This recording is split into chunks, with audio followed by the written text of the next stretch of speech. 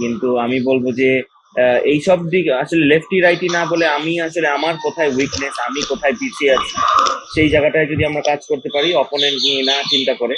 আপনি যদি স্ট্রং হয়ে যান, আপনার অপোনেন্ট কি করলো না করলো সেখানে কিন্তু খুব একটা বেশি আপনার চিন্তা করতে হবে না। তো আমরা যদি আমাদের অ্যাজ আ টেস্ট টিম, আমরা দেখেন আমাদের ফাস্ট বোলাররা কিন্তু অনেক পিছিয়ে ছিলাম আমরা সবসময় টেস্ট ক্রিকেটে।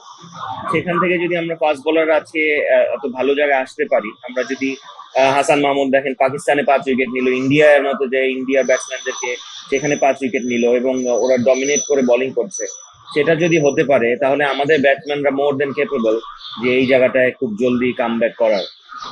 তো আমার মনে হয় এখানে স্কিল কিংবা টেকনিক থেকে আমার মনে হয় মেন্টাল স্কিলটা কিংবা মেন্টালি স্ট্রং হওয়াটা আর একটু বেশি জরুরি। ফাইটিং স্পিরিটটা আমরা খুব অল্পতেই হয়তো বা হাল ছেড়ে দিই কিংবা আমরা অপোনেন্ট নিয়ে বেশি চিন্তা করি মোর দেন আওয়ার অ্যাবিলিটি।